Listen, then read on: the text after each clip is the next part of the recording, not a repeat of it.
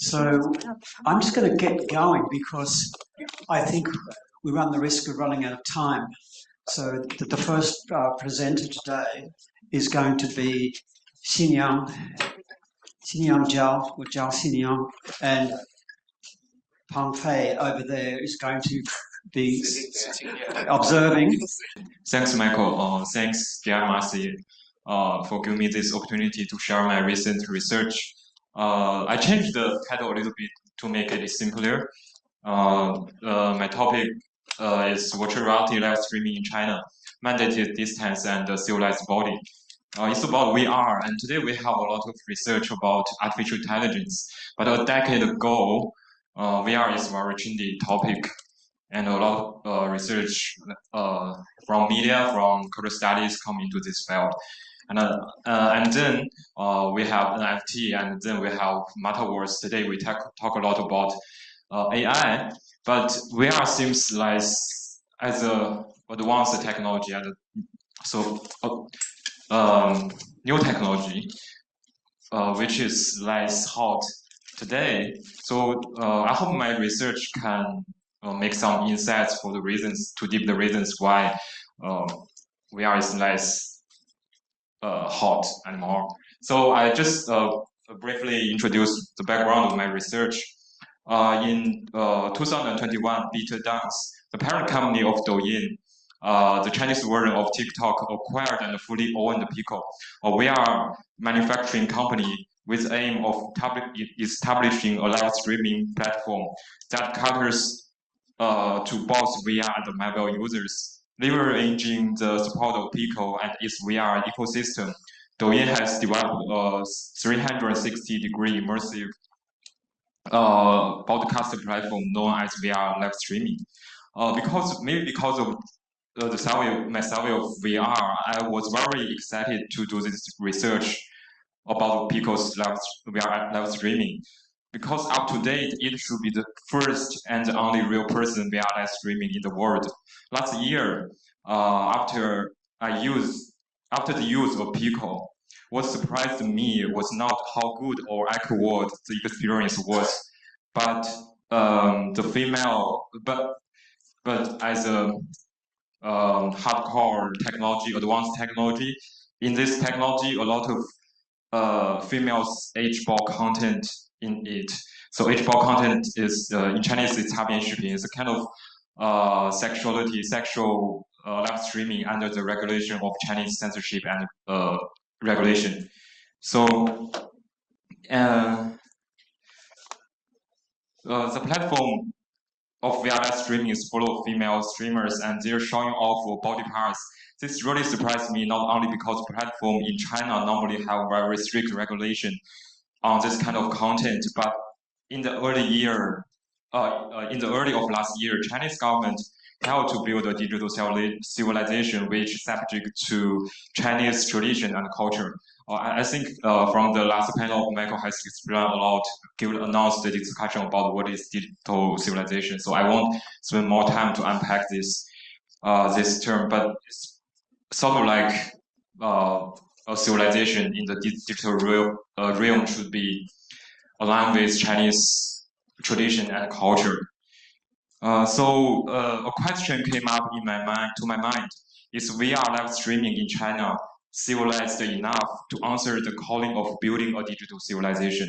So I plan to recruit 20 people total to do a collective digital anthropology. So I have done 30 people's interview already, and I will give the baton to my co-author Pengfei next month. So the first finding of my research is about. I will introduce two theories I use in this research. First is social present, and second is digital civilization. In this paper incorporates the theory of social presence, which refers to the sense of communicating with one or more other people in VR who share culture and social common ground. So it's like in the multi-user VR, people can feel they communicate with each other in same culture and social common ground. And the second theory is about digital civilization. China's civilization of digital realm intends to explore a digital civilization that aligns with state's own traditions and cultures. It represents not only a future vision promoted by the government, but also a collective imaginary with Chinese society. So, and after data collection, I made data analysis, and I found body is a theory can connect. Body is the concept can connect these two theory together. First, because body is also social structure. It can be a physical social capital, but also influenced by the social progress. And the second is what I mentioned, like a culture and a social common ground. And I think a digital civilization, if we think about it as a collective imaginary, it provides the cultural and the social common ground in VR, in VR live streaming. So I designed a few questions for this research. First is, I have mentioned, can immersive live streaming boost the use of VR? And then I ask, how do users react on VR live streaming under the context of civilized use of internet? And according to the main findings, I developed three questions. First is why the experience of VR live streaming is not better than the normal ones, and why. Second is why the content of VR live streaming is not interesting, and third is why the live streamers in VR are considered as H-ball of sex. And I select 20 participants to experience live streaming in VR, at least 2 hours for each participant to make sure they are the real VR users. And the participants are opt-in. They are among 20 to 35 years old, in different fields and different education background. We collect data through semi-structured interviews, 30 minutes for each participant. Finally, we did a qualitative analysis through Vivo. And I'm gonna introduce some of my main findings. First is the cybernetic warrior and the mandated distance. So as you can see, the cybernetic warriors means users can look through the VR, use VR to look at the live streamers. VR can be kind of machine part of cyber. If we think today the human beings are cyber. And but as you can see in the picture, the embodiment of the users is not the real body. It's like part of the body, the hand and the control, the trigger, the controller. And they use this to interact with the live streamers. But the live streamers cannot see the users, cannot see us. So it's quite a kind of warrior. We as a user, we just like spy on these streamers. So I use the concept of cybernetic warrior, and then it's the mandated distance. So the reason why there is a mandated distance first is because from the technological affordance, because the safety distance. So if we feel something, we cannot use our camera. We can even in VR, we cannot too close to the object. So this casts a safety distance, safe distance. So if some users want to look in detail to these streamers, which is break the social distance, which they want to intimate distance. But this is because of technology affordances. This distance is not collapsed; it's still there, and this is also aligned with the Chinese government's regulation. Because if we too close to, we can touch, real touch. So in VR, these live streamers, it's not H-ball of sex anymore. It's the real sexuality. So it could be banned in China. So the second finding is the homogeneous bodies and algorithmic empowerment.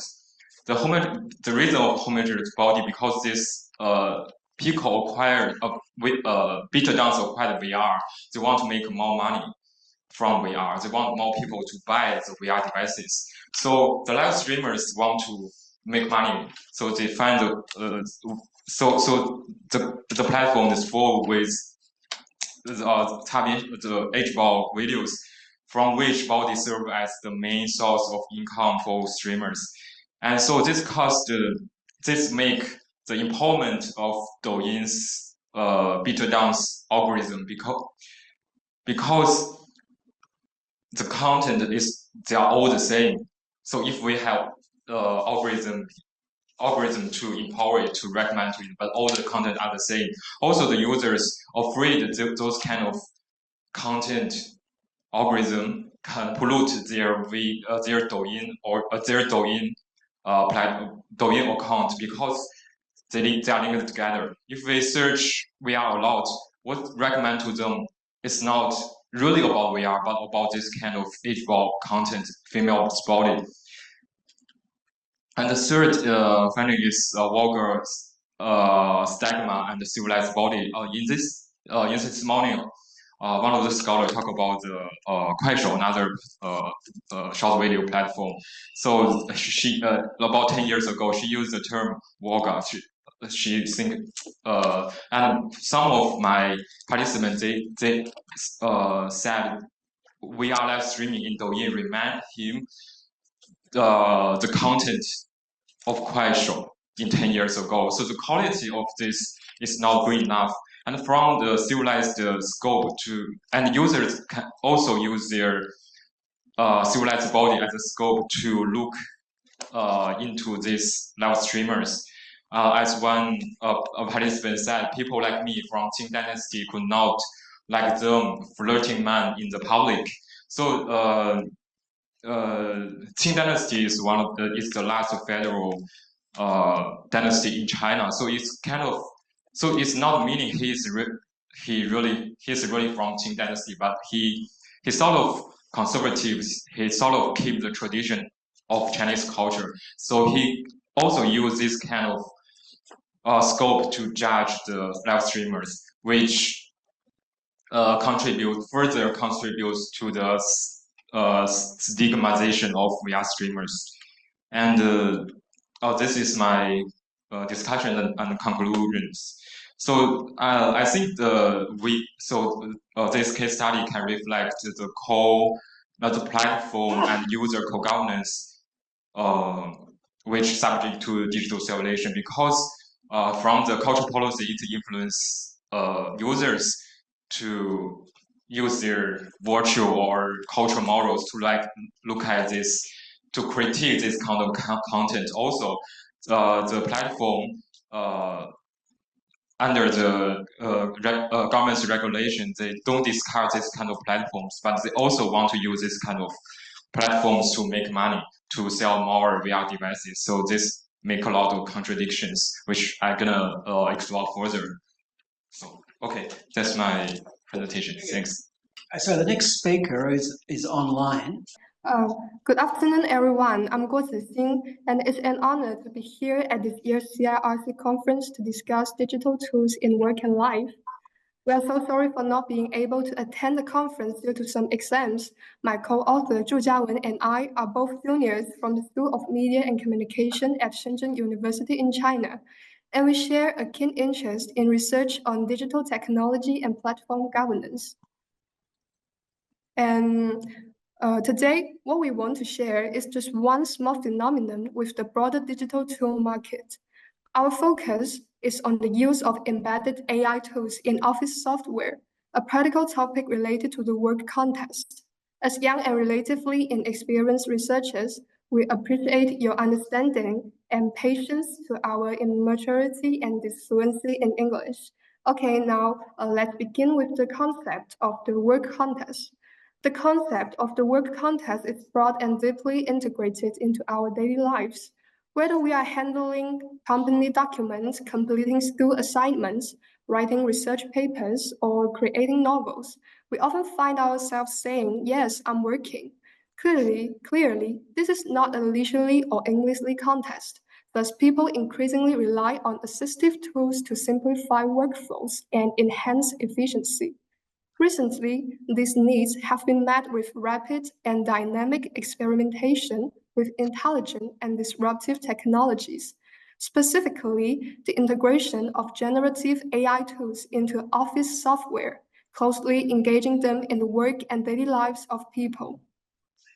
This integration seems revolutionary, but numerous issues have surfaced in practical applications. In 2021, the Chinese government enacted the Personal Information Protection Law, and subsequent regulations have impacted user privacy protection and privacy consent. However, China's internet and technology companies, eager to stay competitive in the AI race, have released tools like WPS AI and Youdao AI, as well as GPT plugins for Office. Youdao Translation AI is a translating and writing tool developed based on LLM, large-scale language model technology. WPS AI is an AI application assisting users with multi-type text processing and generation in Kingsoft Office, which is a widely used office software in China. GPT plugins for Microsoft Office software provide users with intelligent text processing experience. To attract more users, these digital working tools often obscure or downplay the service agreements and privacy consent of AI tools, creating a seemingly harmless algorithmic image. We can see several common privacy consent forms. The one on the left clearly notifies users the key terms such as the use of document information, providing an option to read and agree to the service agreement and privacy policy, with a checkbox and links to the terms. This is relatively clear and detailed, while the one in the middle offers only the checkbox and links to the terms. Compared to the one on the left, it is much more ambiguous. When we actually use it, we also find the AI tool on the far right, which directly triggers the AI tool to open the functional experience during the usage. This method directly bypasses privacy consent and even requires a very subsequent payment process to provide privacy policy instructions. Our hands-on experience with market AI tools also revealed that the integration into Office software is meticulously designed. These tools offer various interfaces, typically an auxiliary mode and an engagement mode. The auxiliary mode usually appears as a toolbar on the side, consistent with the format of certain features in Office software. This aligns with our usual understanding of embedded work tools. The engagement mode, however, is usually a folding window over the text input interface. It is similar to the input method we often use, and it generally changes its position as we input content, looking like it can provide assistance constantly or read our working details at any time. We assume that different forms of privacy consent and interface types aim to minimize potential disruptions during AI tool usage, and we seek to explore users' reactions to these designs further. The differences between AI tools in the work context and those in everyday life sparked our research. For instance, Office software serves as a platform for formal information processing and dissemination, but the introduction of AI and its underlying technologies makes this otherwise closed platform more open, sometimes without the user's explicit consent. While this seems like a significant risk, Chinese users often pursue efficiency and convenience despite privacy concerns. A notable example is the controversy over WPS AI's privacy policy during its public beta in November 2023. Despite public outrage over the policy's detail on collecting users' document information for model training, there are also numerous recommendations for the use of AI tools simultaneously. Data shows that 2 months post-launch, AI tool usage in WPS World increased to 150,000 and 32,000 in WPS presentation, with the parent company's Q4 revenue rising by 18%. Thus, the public simultaneously fears privacy intrusion, yet optimistically believes they can manage these tools effectively. This paradox suggests a service-level conflict between privacy risks and usability. However, at a deeper level, what truly affects users' willingness to use is their complex perceptions and psychological mechanisms. This privacy paradox stems from rational calculations by users. We believe that the design of privacy consent forms and AI tool interfaces influences these calculations, affecting users' willingness to use the tools. This influence can be explained through perceived intrusion and sense of control. In our study, we identified 3 types of privacy consent forms: detailed, vague, and no explicit consent forms, all commonly used in the Chinese market. We also provided 2 types of interaction interfaces: auxiliary and engagement, modeled on real-world designs. Utilizing Photoshop, images were created to reflect actual product interfaces and were presented to participants. Office software and AI tool names in the materials were fictional to prevent bias from existing product perceptions. Our online experiment used a 3x2 between subjects design, randomly assigning participants to one of the conditions to view corresponding experimental materials. We then measured perceived intrusion, sense of control, and usage intention, along with control variables like privacy sensitivity, AI acceptance, and AI tool usage frequency. The results were somewhat unexpected. We found no significant difference in mediator factors and usage intention between clear and vague privacy consent forms. However, the absence of a privacy consent agreement reduced usage intention, mediated by sense of control and perceived intrusion. The 2 interface types did not moderate the relationship between privacy consent and the mediators or usage intentions. It appears that users may not care much about how privacy consent forms are designed or whether privacy information used is clearly stated. Existing studies have consistently found that users, when faced with privacy consent prompts, tend to quickly bypass them, often neglecting to carefully assess potential risks. Users frequently base their evaluations on the presence rather than the quality of privacy disclosures. A pattern confirmed in this study, since users always lack practical, direct access to understand specific policy agreements, is a problem about transparency. Also, this could be due to privacy fatigue among Chinese users, stemming from frequent privacy breaches, leading to decreased sensitivity to privacy issues. Additionally, the importance of tool utility in the Chinese context overshadows the intrusion associated with interface design, which is also not significant enough to undermine people's sense of control over the use of office software. This phenomenon may indicate a third-person effect, but also shows that in the privacy paradox, Chinese users prioritize tool convenience and assistance. Our research model and analysis are largely practice-based, aiming to provide insights for office software and other serious work platforms, integrating generative AI tools. Initially, we aim to keep pace with the market, measuring the effects of different AI tool privacy consent forms and interface designs in real-world office applications to figure out which one is better and why it is better. Beyond that, our findings highlight the potential of improving transparency in privacy consent practices on such platforms. This effort can enhance user awareness and promote usage while following the direction guided by Chinese law. We hope that our research can provide more references for the design of AI tools for Chinese internet and technology companies. That concludes our presentation for today. Thank you for listening. Thank you very much. Perfect. You did that on time. Thank you.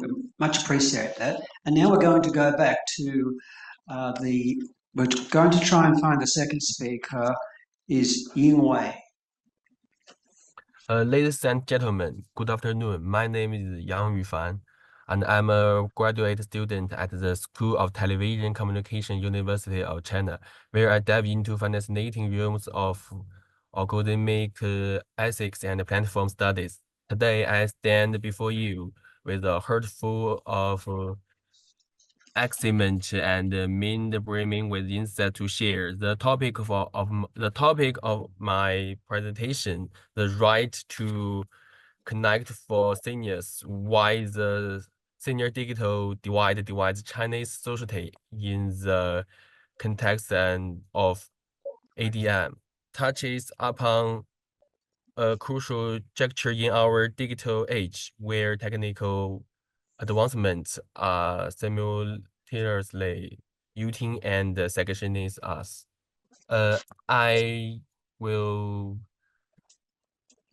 discussing three parts: problem and source, research methods and data, some and my findings. First, problem and source. The COVID-19 pandemic has accelerated the adoption of digital technologies worldwide, and China is no exception. As a nation, we safely implemented a multitude of information management policy, harness the power of QR codes and big data to curb the spread of the virus. However, in this race towards digital efficiency, we encountered an unintended consequence: the expression of digital divide, particularly for our senior citizens. Algorithmic decision-making has become a cornerstone for public health strategies, enabling tracking and efficient resource allocation. Yet, its complexity and speed at which involves have created barriers for those less digitally literate. For many seniors, the constant flow of information and the necessity for QR code registration have turned daily activities into daunting challenges, further isolating them from essential service and social participation. Second, my data and framework. To comprehend the depth of this issue, we must first acknowledge the three coin dilemmas at play. Access dilemma refers to the hindrance in accessing digital resource due to financial, geography, or infrastructure limitations. Usage dilemma. Even when access is granted, a lack of digital literacy and confidence can limit effective technology usage. Intergenerational impact. The digital divide also manifests in the stark contrast between the tech-savvy younger generation and their less digitally inclined elders. Grounded in extensive literature review and in-person evidence, our research involved engaging nearly 200 elderly individuals and their family members. Through meticulous interviews, we recorded real-life scenarios to meticulously examine the seniors' digital practice. Their attitudes toward technology and the emotional and behavioral aspects of their digital engagement. This approach allows us to point the vivid picture of the digital lives of seniors in the aftermath of panic. Our heading highlights several crucial points: misconceptions and consequences. Seniors often underestimate the benefits of digital connectivity and express worries over the affordability of digital device and service. Scam vulnerability. The elderly are disproportionately targeted by digital scams, highlighting ethic concerns and the need for tailored safety measures. Generation feedback gap. A significant barrier arises from here. His hesitance to educate their elders due to perceived inconvenience or lack of patience. The multifactorial misunderstanding. Seniors perceive smartphones partly as communication tools, missing out on their potential for self-environment, social expression, and online shopping. Address the divide. Address the senior divided digital divide necessarily a multi-faced approach that goes beyond the mere access pollution. It involves fostering an environment where seniors feel to adapt technology at their own pace and in ways that align with their lifestyles. This includes designing user-friendly interface, offering targeted digital literacy programs, and encouraging intergenerational dialogue and support.